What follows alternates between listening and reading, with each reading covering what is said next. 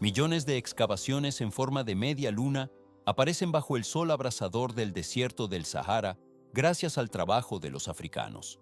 A primera vista, no parecen nada especial, pero en realidad, estas estructuras simples desencadenan una transformación poderosa. Se puede notar cómo reviven millones de acres de tierra estéril. Pero esto es solo el comienzo. Convierten zonas muertas en áreas verdes y fértiles. ¿Podría ser esta la clave para detener la desertificación en África? El proyecto abarca un territorio inmenso. La respuesta está en la Gran Muralla Verde, una iniciativa de miles de millones de dólares. Se trata de uno de los mayores proyectos de restauración de la Tierra. Se ve cómo la vegetación recupera el paisaje físico en esta fase crítica. La estrategia se despliega paso a paso. 9.200.000 kilómetros cuadrados ocupa la inmensidad del desierto del Sahara, cubriendo casi un tercio del continente africano, con una superficie comparable a la de Estados Unidos. Alarmantemente, esta extensión no se detiene, sino que continúa expandiéndose con rapidez año tras año, habiendo aumentado su área entre un 10 y casi un 20% desde principios del siglo XX. ¿Por qué el Sahel, el cinturón semiárido ubicado justo al sur, sufre una crisis hídrica tan severa a pesar de recibir precipitaciones? A simple vista, las intensas temporadas de lluvia que ocurren anualmente deberían ser suficientes para mantener la tierra húmeda. Sin embargo, el problema radica en que el terreno se ha degradado hasta perder su capacidad de absorción. Se puede notar cómo la superficie del suelo se ha endurecido bajo el sol implacable, formando una costra hidrófuga que repele el agua física como si fuera plástico. El líquido de las tormentas corre velozmente sobre esta capa dura, provocando inundaciones repentinas y violentas antes de desaparecer sin dejar rastro de humedad útil. Pero esto es solo el comienzo del ciclo destructivo. La sequía prolongada pulveriza la estructura terrosa, mientras que las lluvias torrenciales posteriores erosionan el material suelto, eliminando la capacidad de retención hídrica. La desertificación, por tanto, no es simplemente un asunto climático, sino el colapso estructural completo del sistema suelo-agua, en una zona donde cientos de millones de personas dependen de la tierra. Ante esta realidad crítica, la Unión Africana lanzó en el año 2007 una iniciativa sin precedentes conocida como la Gran Muralla Verde. A primera vista, el nombre sugiere una barrera continua de árboles plantados en fila a lo largo de 8.000 kilómetros, pero en realidad, el proyecto es un mosaico complejo de restauración ecológica. Más adelante se complica la ejecución técnica. Se ve cómo el plan abarca desde la costa del Atlántico hasta el Mar Rojo, involucrando a más de 20 países con estrategias diferenciadas. Cada región aplica soluciones técnicas específicas basadas en las condiciones locales del suelo, la disponibilidad real de agua y las necesidades de subsistencia. En otras palabras, la Gran Muralla Verde no intenta forzar al desierto a volverse verde artificialmente, sino que reconfigura la interacción física entre el agua, la tierra y las personas para permitir que la vida regrese por sí misma. Y esto no es el límite de los desafíos enfrentados. Durante décadas, la plantación masiva de árboles se consideró la solución obvia y única para combatir el avance de la arena en el Sahel. Miles de millones de brinzales se introdujeron en la región mediante campañas a gran escala, respaldadas por miles de millones de dólares en ayuda internacional. Sin embargo, la mayoría de estos proyectos fallaron estrepitosamente, no por falta de buena voluntad, sino porque comenzaron desde un punto técnicamente erróneo. Los árboles jóvenes se insertaban en un suelo que ya había perdido su estructura interna y estaba casi desprovisto de microorganismos vivos necesarios para el crecimiento. Se puede observar cómo las temperaturas superficiales suben bruscamente cuando regresa el sol, evaporando la humedad restante en cuestión de horas y matando las raíces. Como resultado trágico, entre el 80 y el 90% de los frágiles brinzales perecieron tras soportar apenas 1 o 2 temporadas de lluvia. Plantar árboles en este suelo muerto es técnicamente comparable a instalar una maquinaria sofisticada sobre cimientos derrumbados. El problema fundamental en el Sahel no es la ausencia de vegetación arbórea, sino la capacidad perdida del terreno para sustentar cualquier forma de vida biológica.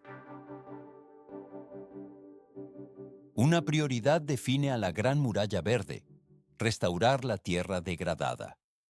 ¿Por qué no basta con plantar árboles? A primera vista parece suficiente, pero el objetivo es mejorar el funcionamiento del agua y del suelo. Se usan técnicas locales para frenar la escorrentía. Se ve cómo la erosión baja, reviviendo cultivos y ecosistemas del Sahel. Pero esto es solo el comienzo. En el centro está la excavación de fosas de media luna. Estas capturan la lluvia y reviven el suelo. Ráfagas cortas y violentas definen la llegada del agua en el Sahel, precipitándose cuesta abajo a velocidades destructivas en lugar de caer suavemente. ¿Por qué se eligió específicamente el pozo de media luna para contener esta fuerza cinética? A simple vista, una zanja recta convencional parecería más lógica y sencilla para bloquear el paso del torrente. Pero un canal recto simplemente desviaría la escorrentía hacia otro lado, mientras que la forma curva y abierta intercepta el flujo desde múltiples ángulos, obligando al agua a disminuir su marcha, dispersarse y asentarse. Se puede notar cómo la estructura reduce la velocidad del líquido sin atraparlo completamente. Esto permite una infiltración gradual en el suelo en lugar de un desbordamiento inmediato. El diseño trabaja en armonía con la gravedad y el terreno en lugar de oponerse a ellos, logrando el éxito técnico donde otras estructuras rígidas fallan estrepitosamente. Pero la geometría es solo una parte de la ecuación. La excavación de estos pozos en África no es un acto aleatorio, sino que sigue un proceso técnico deliberado y preciso. Primero, las líneas de contorno en la pendiente se identifican utilizando cuerdas tensas, estacas y herramientas manuales simples. Esto asegura que los pozos se coloquen estrictamente perpendicular a la dirección de la escorrentía durante las lluvias intensas. El lado abierto de cada media luna mira cuesta arriba para capturar el agua entrante, mientras que la parte posterior se asienta en el lado inferior para retener el líquido en su lugar. 4 a 6 metros de diámetro mide típicamente cada pozo en el sistema. La profundidad varía apenas entre 20 y 40 centímetros, con un caballón de tierra exterior que se eleva de 25 a 50 centímetros de altura. A primera vista, la escasa profundidad parece insuficiente para el almacenamiento hídrico, pero en realidad, el objetivo no es crear un estanque permanente. La meta técnica es frenar la escorrentía el tiempo suficiente para que se infiltre en el suelo reseco. Los pozos se alinean en filas paralelas a lo largo del contorno, formando un sistema hidráulico escalonado con una separación de 8 a 15 metros entre ellos. El proceso completo requiere únicamente azadas, palas y trabajo manual, eliminando la necesidad de maquinaria pesada. En promedio, una persona puede completar una sola unidad de excavación en aproximadamente 1 hora. Esto hace que el método sea de bajo costo y altamente escalable para las comunidades locales. Y esto no es el límite de la intervención técnica. Tras la excavación, los agricultores esparcen semillas de pastos nativos como el andropogón o el centros dentro de las cavidades preparadas. Se ve cómo estas plantas altamente resistentes a la sequía desarrollan sistemas de raíces fibrosas y profundas que estabilizan la tierra. Atrapan materia orgánica y humedad, creando la primera capa viva que permite al suelo recuperarse desde el interior. 2 a 5 años tardan los efectos en volverse claramente visibles en el paisaje físico. Lo que comienza como parches aislados de hierba se expande gradualmente hacia una cubierta vegetal continua, aumentando su densidad temporada tras temporada. Estudios de campo en Níger, Burkina Faso y Senegal muestran que las áreas restauradas pueden alcanzar del 40 al 60% de cobertura vegetal, en comparación con casi cero antes de la intervención humana. Transición al siguiente nivel biológico. No es solo el regreso de la hierba superficial, la mejora sustancial en la humedad y estructura del suelo permite que los arbustos y árboles nativos se regeneren naturalmente. Esto reconecta hábitats anteriormente fragmentados. Con el tiempo, los insectos, animales pequeños y sistemas de pastoreo regresan, convirtiendo islas verdes temporales en ecosistemas funcionales y complejos. Más allá de la recuperación ecológica, el enfoque de Media Luna genera medios de vida vitales y tangibles. La fertilidad mejorada del suelo permite a las comunidades cultivar nuevamente mijo y maíz con confianza. Los rendimientos aumentan del 50 al 100% en las tierras restauradas, devolviendo miles de hectáreas a la producción activa. Esto se traduce directamente en seguridad alimentaria, ingresos familiares y empleo estacional a través de la preparación de la tierra, el mantenimiento y la cosecha.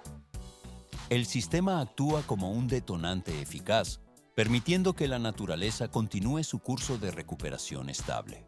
Millones de litros de agua permanecen ocultos bajo la superficie del lecho del río gracias a las presas de arena. Esta técnica, usada tras los pozos de Media Luna, implica levantar un muro bajo de piedra u hormigón a través de cauces estacionales, porque el objetivo es atrapar sedimentos y no solo agua clara. A primera vista, parece contraintuitivo llenar un embalse con sólidos que ocupan espacio, pero la arena acumulada aguas arriba crea un depósito subterráneo natural que almacena el líquido en sus poros. El muro frena la arena traída por las inundaciones repentinas. Pero esto es solo el comienzo de la función de la estructura. A diferencia de los embalses abiertos, donde hasta el 90% del agua se pierde por evaporación, aquí el líquido persiste. Se puede notar cómo la capa arenosa protege el recurso del sol. Este problema lo evitan las presas casi por completo al mantener el agua bajo tierra. Las comunidades acceden al agua todo el año mediante pozos poco profundos excavados en el lecho. Se ve cómo esto apoya el consumo potable, el riego a pequeña escala y al ganado durante las largas temporadas secas. Más adelante, se complica la escala del impacto. Las presas de arena son comunes en África Oriental, particularmente en Kenia, donde se han construido más de 1000. La geografía se expande con proyectos en Etiopía, Tanzania y Zimbabue. Y esto no es el límite de su alcance. Los estudios de campo muestran que las comunidades pueden triplicar la disponibilidad local de agua con este método. Se observa también una reducción de la erosión y un aumento significativo en la producción agrícola. Hoy en día, estas barreras son una de las soluciones más fiables y escalables para tierras secas con ríos estacionales. El suministro queda asegurado para su uso posterior sin prisa. 30 a 80% es el aumento en el rendimiento de cultivos como el mijo y el sorgo mediante el uso de esta técnica física de restauración. ¿Por qué se colocan hileras de piedras sueltas a lo largo de las curvas de nivel en la Gran Muralla Verde? A simple vista, el método parece demasiado básico para proteger suelos en pendientes suaves. Sin embargo, estos muros de contención interrumpen la escorrentía superficial para evitar que el agua se pierda. Pero esto es solo el comienzo. Las fuertes lluvias estacionales activan la función hidráulica de la barrera casi de inmediato. Se puede notar cómo el agua reduce su velocidad al impactar contra las rocas, permitiendo que los sedimentos y la materia orgánica se asienten en lugar de ser arrastrados. A primera vista parece un simple obstáculo físico, pero en realidad acumula suelo fino detrás de las piedras, reconstruyendo gradualmente la capa superior fértil. Esto permite que los pastos y cultivos crezcan nuevamente. Más adelante se complica, porque el sistema aumenta la infiltración y recarga la humedad del suelo, sin bloquear el flujo completamente, reduciendo así la erosión. La técnica se ha aplicado extensamente en zonas agrícolas degradadas de Burkina Faso, Níger, Malí y Etiopía. Se ve cómo los campos recuperan su productividad utilizando únicamente piedra local y trabajo manual. Transición al siguiente nivel. Por eso estas estructuras duraderas se establecen como una solución vital de bajo costo. Aunque son fáciles de mantener, las líneas de piedra a menudo permanecen efectivas durante décadas resistiendo el clima. Forman una columna vertebral a largo plazo para los sistemas de restauración de tierras secas. La técnica asegura la estabilidad del terreno para el futuro, 80 días al año. Ese era exactamente el tiempo que los residentes de la capital debían protegerse con máscaras para no respirar el polvo fino del desierto en la década de los 90. ¿Por qué la arena invadía Beijing con tal ferocidad si la distancia geográfica parece considerable? A simple vista, el desierto debería permanecer estático en su cuenca natural.